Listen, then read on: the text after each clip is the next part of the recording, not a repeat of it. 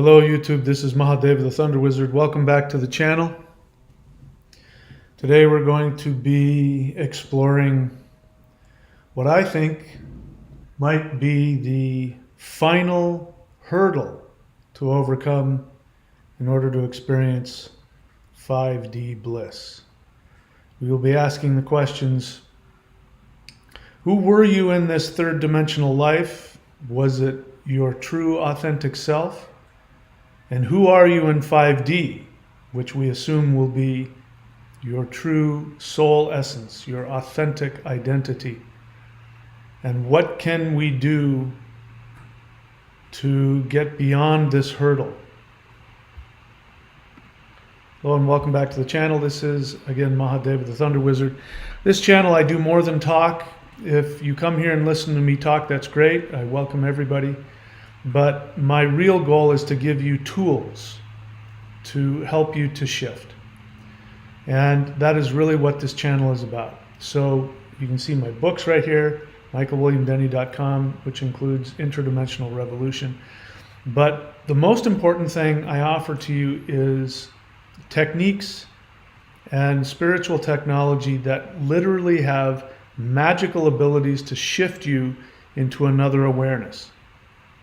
And that is energy work, meditation, and what I call interdimensional meditation. So go on to my YouTube channel, Thunder Wizard DOTCOM, the channel page here on YouTube, and click on the playlists, look at the free guided interdimensional meditations, all the energy practices. Now, if you're dead serious, you don't want to screw around, or if you're having a real hard time, like me, I wouldn't be able to do this without techniques. If you're having a really hard time shifting your energy up so that you can be available to make this shift, I invite you to go to thunderwizard.com and subscribe to the Warrior 90-Day Lightning Qigong. You can unsubscribe whenever you want. It's extremely inexpensive, but everybody who's done that practice and done it consistently that have reported back to me, they have had massive transformations. So I recommend that you do that. Okay, getting back to the title of today's video, the final hurdle to 5D bliss. Who were you in 3D? Who are you in 5D? Today we're going to be talking about something called the introject.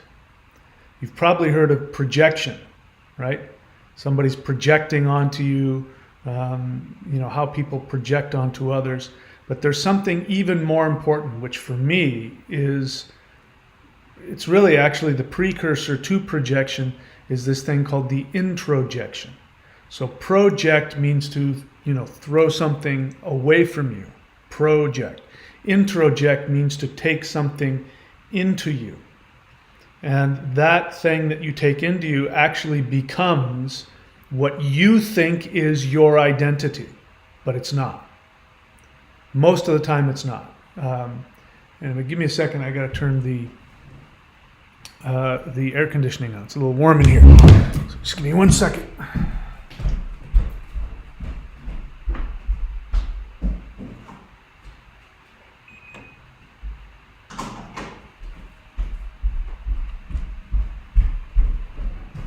Sorry about that. I thought I had turned it on, but I actually had turned it off. Okay, so that's what we want to do.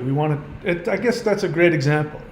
If you're imagine you didn't know what an air conditioning unit was, and you were put inside of a building, and there's vents. You can't even see the vents, but air is being pumped into it, and you really enjoy the temperature of it. It creates an ambiance.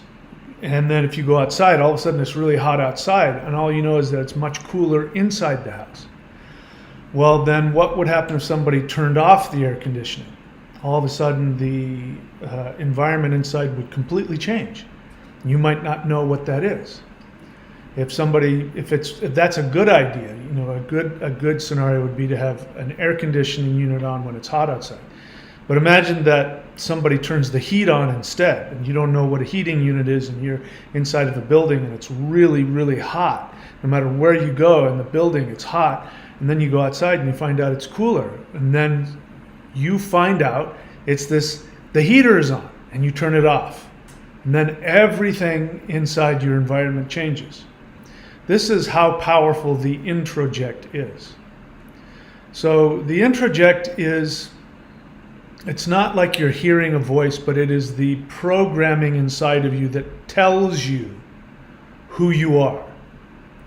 And this really is, this is why this is an illusion. Not only is this three-dimensional reality that you live in a complete illusion, but who you think you are is an illusion.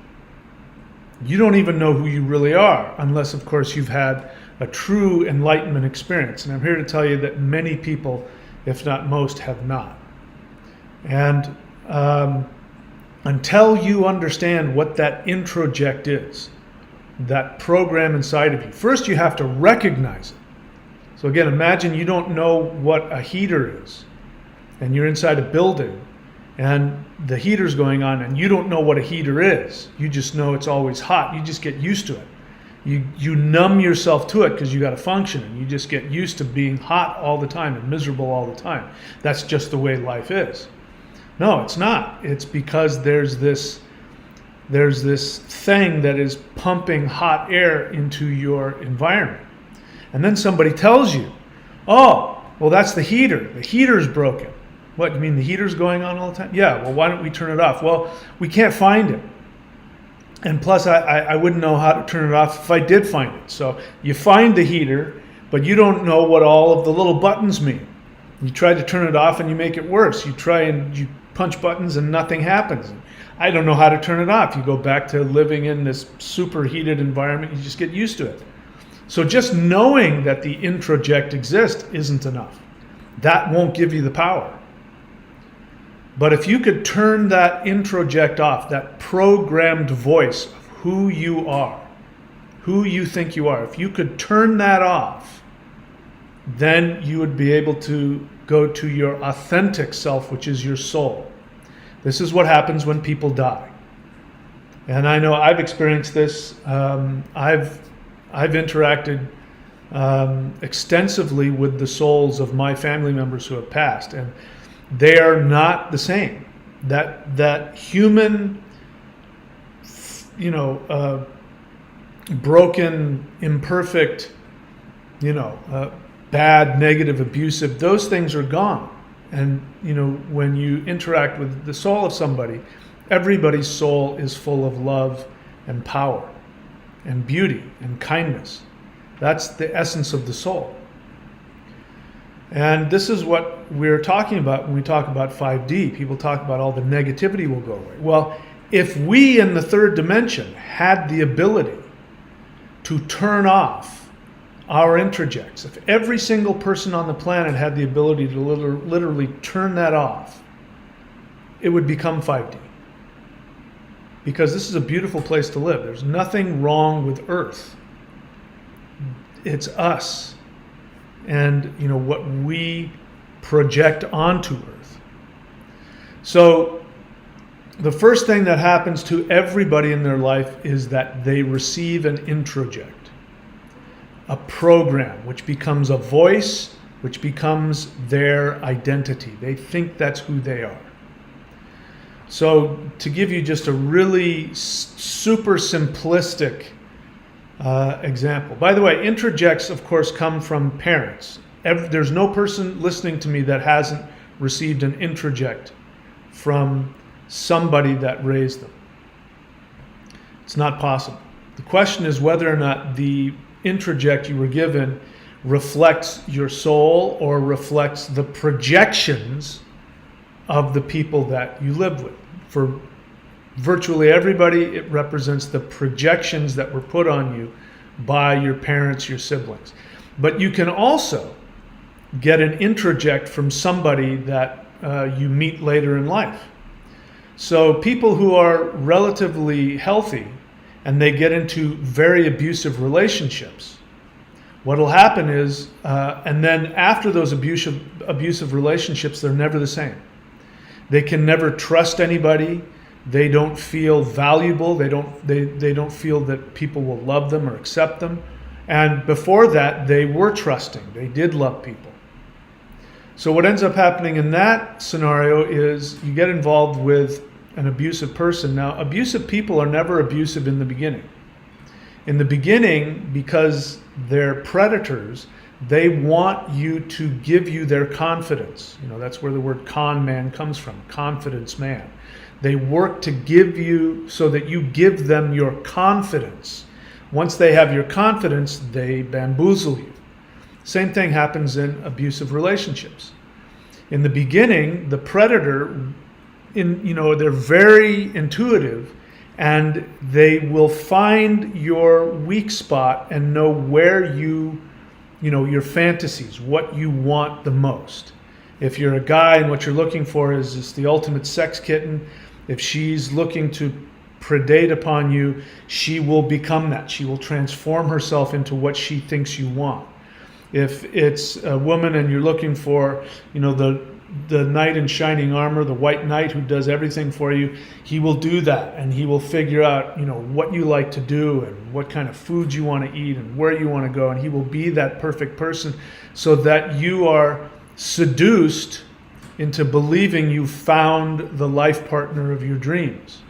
And of course, what they're doing is they are mimicking, again, these are very old childhood desires that they've found, and so that's the reason why you feel like this is my life partner, this is my soulmate, or as people like to call it now, my twin flame, which I've made videos about that. What that really means is that you are transferring your feelings for your infantile feelings for your parents onto a human being, but you sexualize it and you think it's love, and it becomes a snare. But once that happens, once you Velcro yourself to somebody because they are meeting all of your deepest needs, they now have you.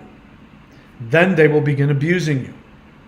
Now, because you feel Velcroed to them and you feel if you leave it will kill you, the same feeling that an infant has if their parents abandon them, because that's what's happening. All impulsive. What ends up happening then is that the abusive person will start to devalue you in some way. You're stupid, you're ugly, you're fat, you're poor. They'll start throwing these things at you. Now, that's going to hurt your feelings. If you don't currently have that false belief about yourself, then you're going to be in conflict. It's going to make you angry. It's going to make you want to separate from them.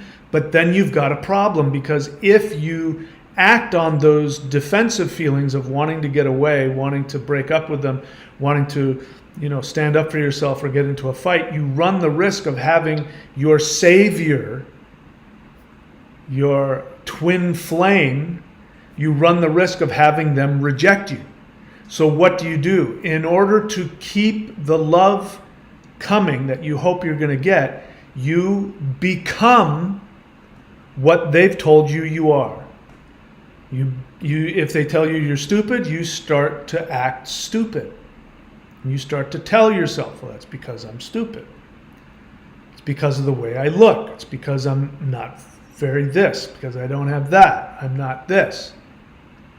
Or they'll say things like you're full of yourself, you're a narcissist, and you'll go, well, that's because I'm a narcissist.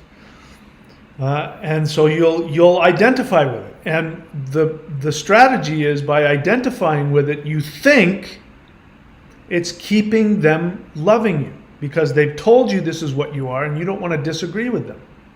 It's happening on such a deep level, you're completely clueless about it, and it ends up being this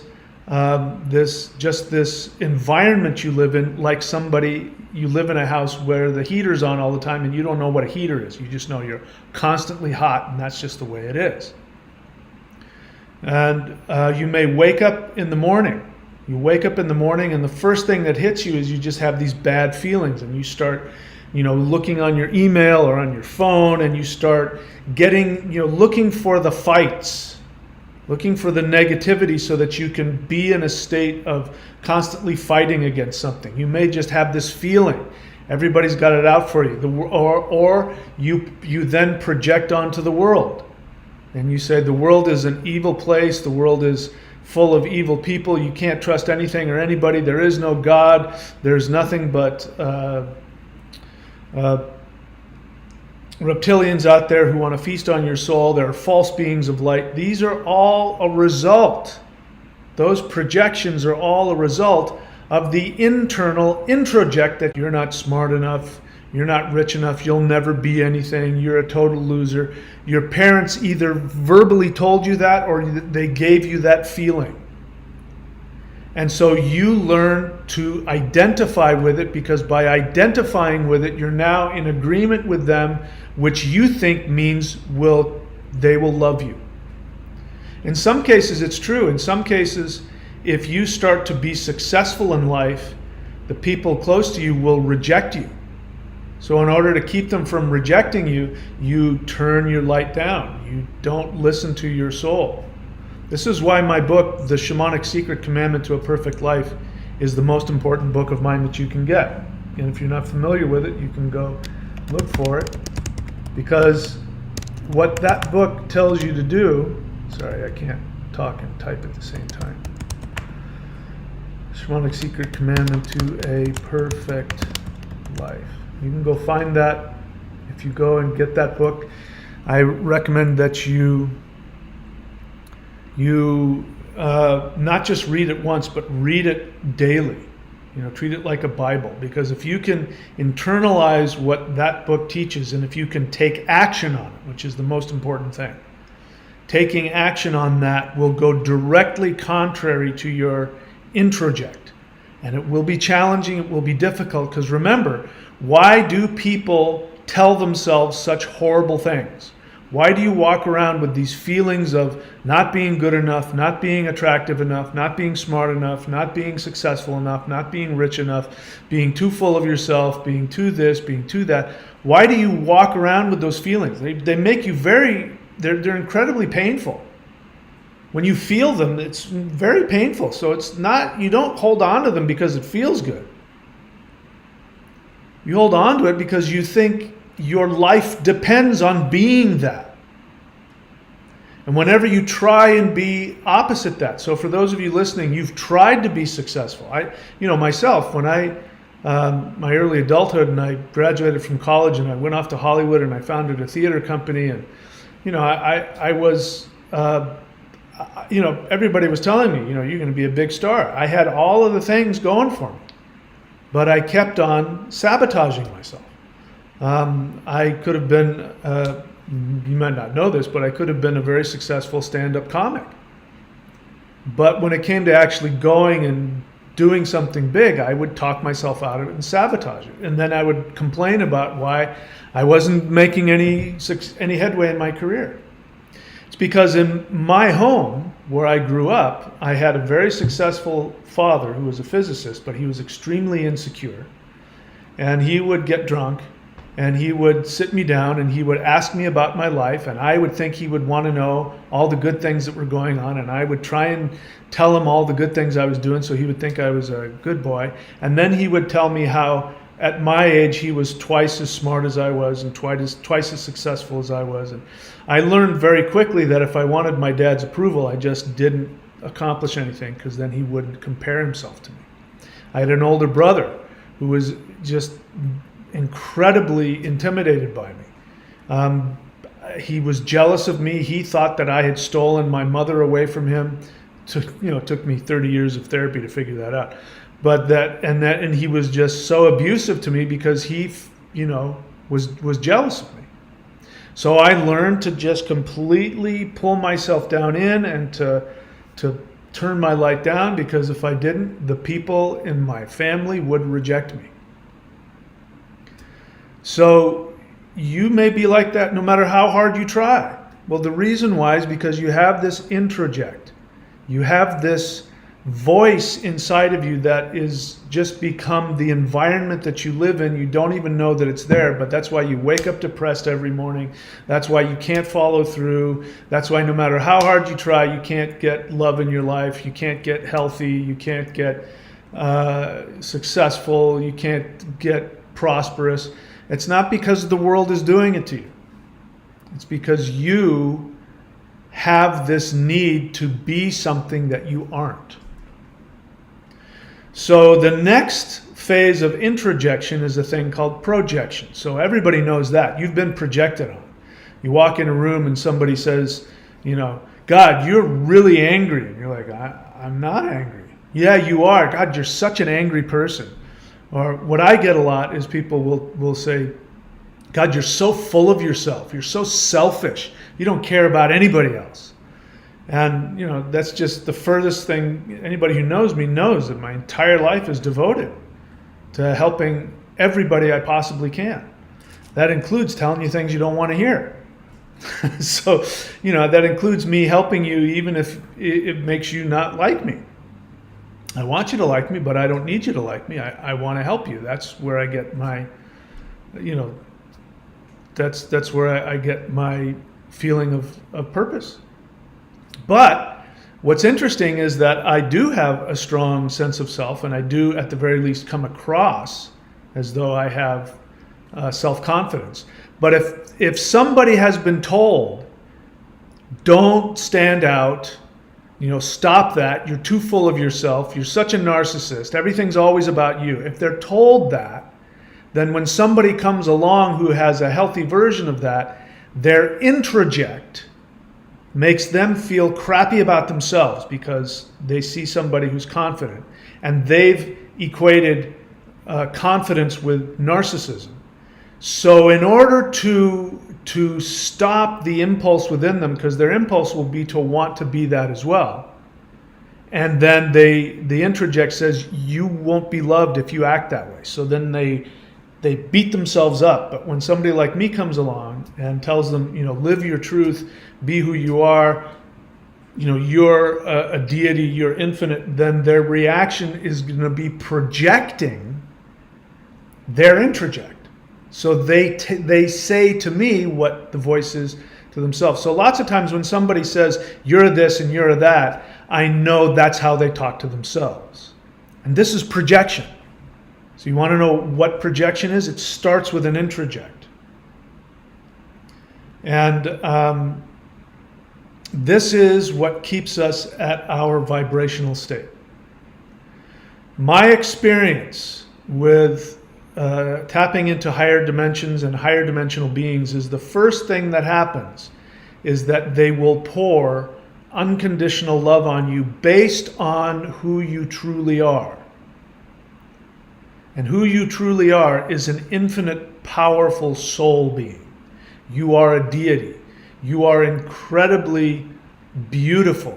You are unbelievably powerful. You are full of love.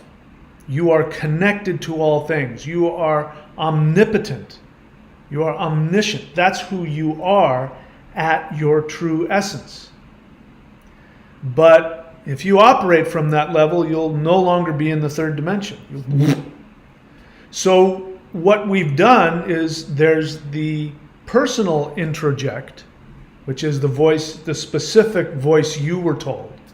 Mine was, turn your light down, don't let people see you shine, whatever you do, don't be successful, you know, all of that.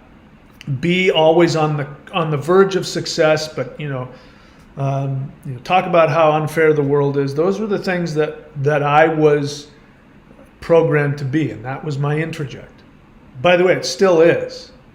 The reason why I'm making this video is because I'm realizing I want to get rid of that. I shouldn't say it still is, because I'm actually making a lot of progress. And you know, this most recent September shift, all of those introjects are coming to the surface. It's my hope that it's the last vestiges of them. I feel quite good today. Of course, I surfed yesterday for about 3 hours because I was in so much pain emotionally, but I feel pretty good today. And when you can be in the presence of somebody who is projecting onto you, and your connection to your true authentic self is so profound that there's really nothing they can ever say or do that's going to land, you'll go, wow, that person's in a lot of pain. They're saying things that just aren't true about me. That must be how they feel about themselves. Well, if they want my help, they know where I am. When you can get to that state, then you're in your true essence. And my experience with higher dimensional beings is that if you allow them to, they will tell you who you truly are from a soul essence. And whether or not you can accept that in will depend upon your devotion to either your introject, which means your devotion to other people, or your connection to your own soul.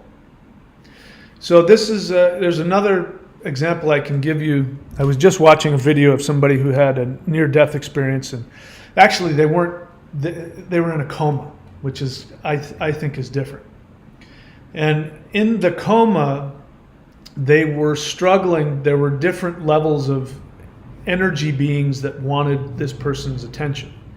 So there were higher dimensional, more loving beings, and then what he called lower dimensional beings, which to me is third dimension. And the lower dimensional beings, what they would do is they would abuse him. So they'd like tie him up and abuse him, call him all kinds of horrible names and things like that. And then he heard one of them say to another one, we need his light. So it means that a lower dimensional being can't find the light within themselves, so they consume it from other people, other beings of light. And they want you to be part, attacking somebody, abusing them is a way of bringing them down to your introject, so that you're not alone. The illusion is you think you'll be able to feed off of their light, but in order to get them to where you can feed off of them, you actually have to get rid of their light, and then once that happens, there's nothing to feed on. But there's a camaraderie, this is why there are internet forums where people just go on and badmouth things, whatever it is, even if they're right. They'll badmouth the elites, they'll badmouth whoever's in office, they'll badmouth women, badmouth men. They get together because misery loves company. It justifies where you are. This to me is the third dimension. This is why, we know we're on the last edges of third dimensional reality, because we're starting to see the narrative, and that's a great word, the narrative, which would be the introject of the collective unconscious of the world, wanting to become woke, wanting to buy into whatever the latest political correctness thing is, wanting to believe, that 9/11 was Osama bin Laden, wanting to believe, all of that stuff is part of wanting to be loved, because there's your personal parents and then there's the society, which becomes the parents of the society. So wanting to be part of the group, wanting to be loved and accepted. And in order for the human race to shift up to the next level, they have to become aware that the environment that they're living in is not only uncomfortable, but it's unnatural. So the person who's living in a house that has the heater up all the time, and he's just been living in it, and he doesn't know that it's not natural until he goes outside and says, oh my God, it's only 70 degrees outside and it's 95 degrees in here 24 hours a day, 7 days a week. This ain't right. Something's not right. And people are waking up, and when you look at what's going on with the Maui fires, it's absolutely clear that that's not a natural event. That is a human-caused event for very, very nefarious purposes. You find out that 9/11 was a human-caused event for nefarious purposes. You find out all the stuff you're being told. Banks, all the bank crises and, all the stuff that, every time that there's a crisis, the government takes more of our freedom away under the guise of this is for your protection.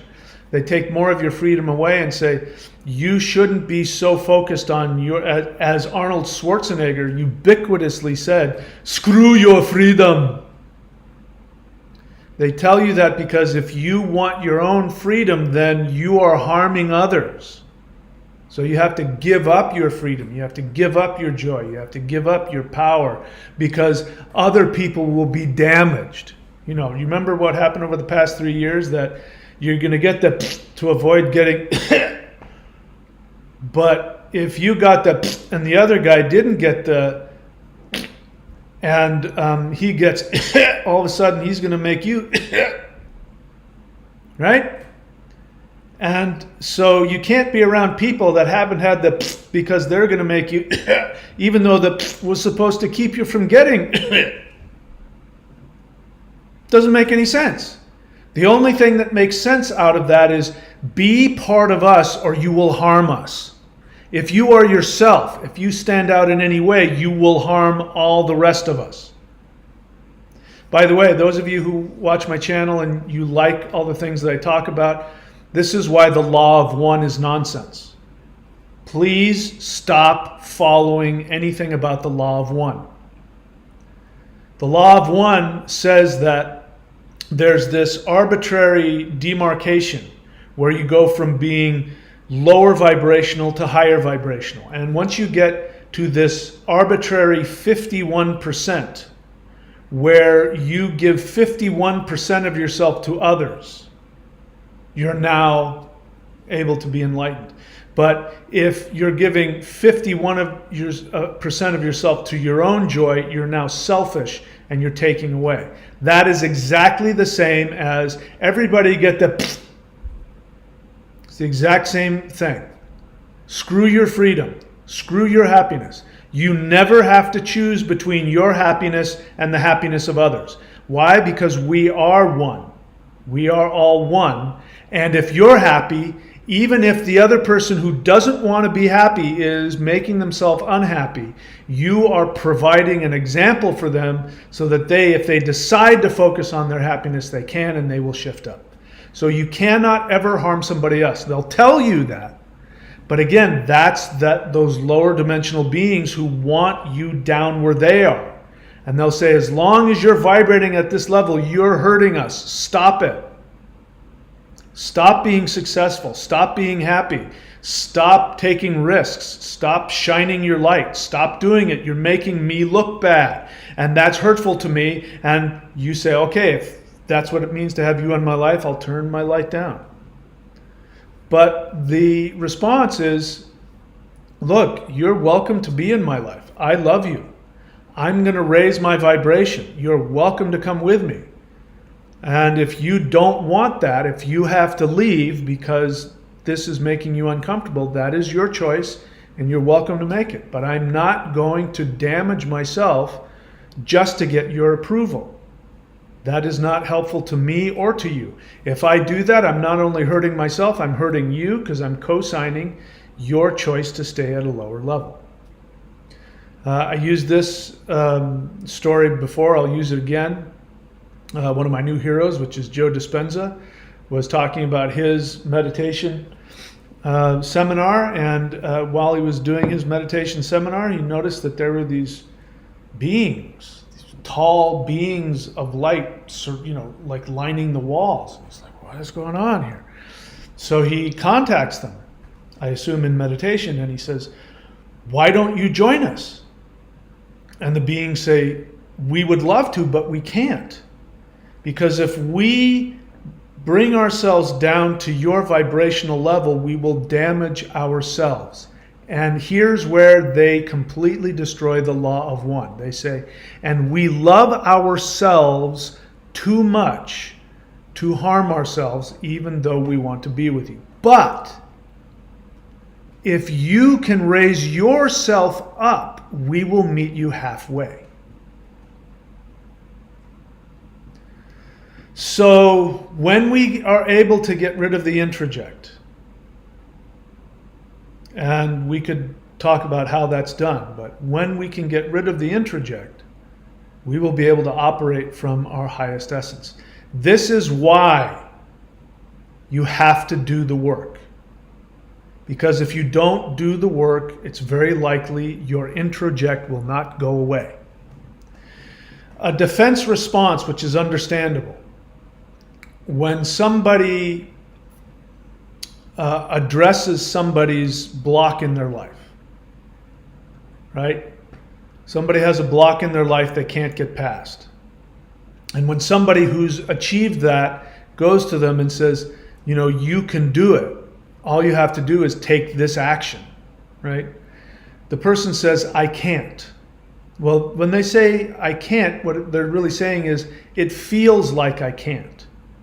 Because if I do that, it feels like it will kill me. That's, if they were truly honest, they would say, it feels like if I did what you're asking me to do, it would feel like it would kill me. And I can't bring myself to do that. Instead of that, they say, I can't, I don't have the ability. And what's missing is the person's willingness to do something out of their comfort zone. I don't use the word comfort zone lightly. I mean, taking an action that makes you feel like you're about to die. An alcoholic got his, for me it's protein drinks. Alcoholic has his beer or whatever it is, and he says, I know I should stop drinking, but I just can't. Somebody says to them, you're going to have to stop drinking if you want to stay alive. I can't. What they really mean is the impulse to drink is so strong it feels like I'll die if I don't do it. So they have to be willing to, number one, say, I am powerless. You're right. I do need, but I am right. I don't have the power to stop. I don't have the power to resist that impulse. And I'm willing to do whatever it takes. I'm willing to have that feeling of I'm about to die. I'm willing to do whatever actions are necessary. So when you're in that place, when you're willing to do whatever actions are necessary, you then will have to find a power beyond the third dimension, which will give you the power to take those contrary actions. So, you know, for me, this is what I've been feeling. As I said, I feel quite good today, but you know, the past week has been extremely painful because there have been people in my life who have been projecting onto me, of course, from their introjects. And even though the things that they've said about me weren't true, it created so much pain in me because it reminded me, because those were the exact same things that were told to me as a kid, as well as by my ex-wife and ex-girlfriends that were abusive to me. The exact same things. And I felt as though their words were destroying me, caused me so much pain. I found myself regress back to a point where I thought everybody hated me, all women hate me, all men are angry at me, the universe hates me, and I'd wake up with this feeling. And it wasn't coming from anywhere other than that one person said something and it regressed me to that point. And I realized that this is the third dimension. So, like, I have techniques, I have spiritual technologies that I use, including the 12 steps, which I put on here, including the 90-day challenge practices, including interdimensional meditation. I do that even stronger than before, and I'm able to gain the power to move past all of that. And I believe that is going to be the last hurdle. So we've been told that the world is going to shift up. We've been told there's this ascension. There's some controversy as to whether or not everybody's going to shift up or only some people are going to shift up. I've come to the acceptance that it's probably likely that not everybody will make the shift. And I think the reason is because what I'm explaining to you. When the event comes, which we'll see, but I believe might be extremely soon, perhaps days or weeks from now. When the event comes, which I believe will be something in the sky that everybody will see and feel, people will become aware. that they will have to choose. They want to operate from their authentic soul self, which means being willing to die, to the idea of being loved and accepted by mom and dad and everybody else? Or are they going to want to stay in what they understand? I imagine the abusive narcissist will want to stay because of their belief that they can continue to control people and live with money and all those things that give them all the control. And so I do believe it's very possible that there will be a very ugly dystopian world that those people will drop down into. And it will be, 1984 or worse. And those that have made the choice, or when the time comes, they will make the choice to go against their introject and be who they truly are, those people will shed. I want to, they literally can't see you. They don't have the ability. They're looking at you and they might see the outline of a person, but they've got these video glasses on and they're seeing something completely that isn't real. They're taking their introject. Somebody tells them, you're full of yourself and you should stop doing what you want. You should stop being so selfish, and you're a loser and you'll never make it, and you're a this, and you're abusive to these people, you're a bad person, you're a thief, you're a whatever it is they say. And if you take that on as your introject, that becomes, when you look at yourself, like when you look at yourself in the mirror, you don't see yourself, you see that thing that was created through your 3D glasses. You can't see yourself. Projection is when you look at other people and you still have those on, and so instead of saying that to yourself, you throw it at other people. You say that they're out to get me, they're liars, they're no good, they're going to cheat on me. A good example is, this happens a lot with people who cheat. One of the ways you know somebody's cheating on you, this isn't the only way, by the way, sometimes people are just insecure, but one of the ways you know somebody's cheating on you is if they constantly hack into your email and are constantly looking at your phone, or demand to see your phone. Show me your phone. You come home from work and say, give me your phone. And they look through all of your texts. Did you delete any texts? Who is this person? Wait, you called this person. Who is that? That's a projection. They're telling you, I know you're cheating on me. That's a projection because they themselves are cheating on you and they can't tolerate knowing that they're a cheater. So they end up projecting it onto you, because whoever they look at, that's what they see. When they look at themselves, that's what they see. When they look at you, that's what they see. And so in order to truly be in the fifth dimension where we see everything for what it truly is, which is beautiful, because that's the essence of the universe. The essence of the universe is not false beings of light trying to lie to you and keep you trapped. That's your projection. You're wearing those glasses, and when you look up in the sky and imagine some kind of light being out there, you say, they're trying to take from me, because that's what happened to you. So you're projecting onto them. They're trying to take from me. They want to suck the life force out of me. And the actual light beings are going, I have no idea what you're talking about. I see you as a beautiful being. I want to turn you into a god. I want you to be more powerful than I am. I don't want anything from you. I just want you to be happy. But you can't see that because of your introject, the voice in you that has become your environment that you don't know how to live without, that tells you all of those horrible things about you. Nobody loves you. Nobody wants you. Everybody wants to use you and throw you away. You're no good. Stop trying to be something. And then, of course, you project it on others. You say the same thing to others that you say to yourself. So that's it. That's my thoughts for today. And, again,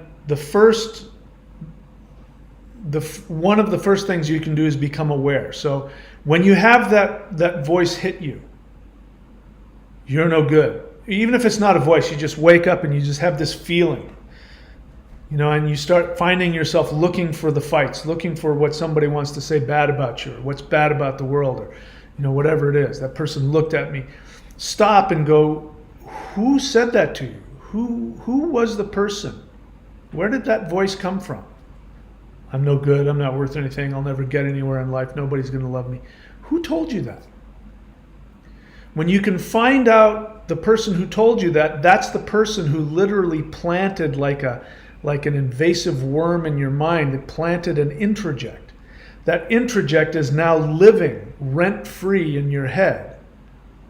And you choose to identify with it because you believe that your survival depends upon you agreeing with the abuser that you're still trying to get love from. And, I'm not a Christian. I do believe that the Jesus story is a made-up story. I believe Christianity is easily it creates its own introject on its own. It is probably the most destructive thing ever introduced to society. However, there is one scripture, one story in the New Testament that is absolutely correct. And like most of the things in the Bible, they probably stole it from somebody else and attributed it to the fictional Jesus. But I've said it before, I'll say it again. Jesus was preaching his gospel of the kingdom of God is within you.